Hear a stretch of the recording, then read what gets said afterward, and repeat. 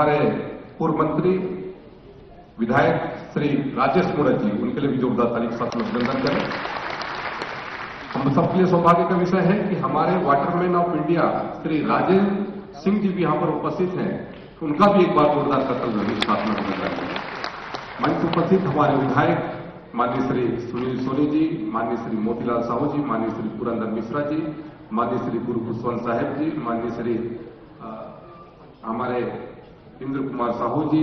यहाँ के महापौर मिलन चौबे जी, हमारे नगरीय प्रशासन विभाग के सचिव माननीय श्री बसव राजू जी और उपस्थित सारे हमारे सम्मानीय अधिकारीगण और यहाँ पर उपस्थित हमारे नगर क्षेत्र के महापौर और नगरपालिका के अध्यक्ष और नगरीय क्षेत्रों के हमारे सारे जनप्रतिनिधि और प्रबुद्धजन यहाँ पर उपस्थित है, एनजीओ से हमारे उपस्थित है और जितने भी हमारे इस मिशन से जुड़े हुए हैं, हम सभी उनका हार्दिक अभिनंदन करते हैं, स्वागत करते हैं और मीडिया के पत्रकार बंधु भी हैं, मैं उनका भी हार्दिक अभिनंदन करता हूं। और निश्चित तौर पे आज जिस विषय को लेकर के यहाँ पर जो वर्कशॉप रखा गया है, ये आने वाले समय में पूरे छत्तीसगढ़ के लिए, पूरे देश के लिए एक उदाहरण के स्वरूप में प्रस्तुत होगा, ऐसा मेरा मानना है। जैसा देश के यशस्वी प्रधानमंत्री माननीय नरेंद्र मोदी जी लगातार हमारे जल संरक्षण को लेकर के जिस तरीके से अलग अलग कार्यशालाएं आयोजित करवा करके हमारे जल संरक्षण को, जल पुनर्भरण को, जल संचयन को जिस तरीके से बढ़ावा दे रहे हैं,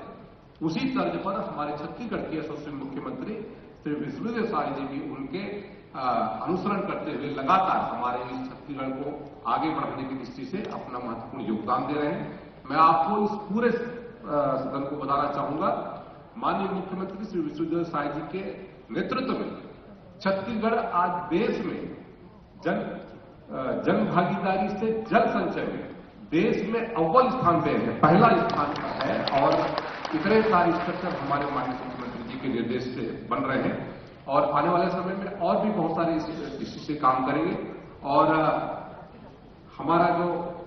रेन वाटर हार्वेस्टिंग है, इसको लेकर के जो शहरी क्षेत्र में जो कार्य योजना बनाने के लिए जिस तरीके से यहाँ पर वर्कशॉप किया गया है और आज की आवश्यकता भी है, आने वाले समय में जब 40-50 वर्षों के बाद हमारा ये पूरा क्षेत्र, जब हम लोग चाहेंगे कि हमारा ग्राउंड वाटर ज्यादा से ज्यादा सुरक्षित रहे, उसका पुनर्भरण हम करें, उसकी दृष्टि से हमको कार्य योजना बनाने की आवश्यकता है। और मैं यहाँ पर, क्योंकि मेरे पास में वाटर रिसोर्स भी है और फॉरेस्ट विभाग भी है, जिस तरीके से हम लोग क्योंकि उद्योगों को पानी हम देते हैं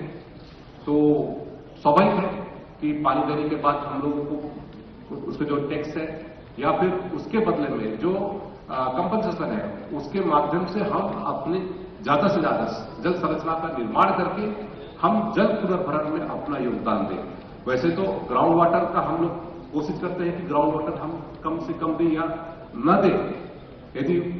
हमारे पास में सरफेस वाटर नहीं है तब उस परिस्थिति में हम ग्राउंड वाटर की अनुमति देते हैं, लेकिन ग्राउंड वाटर को भी अब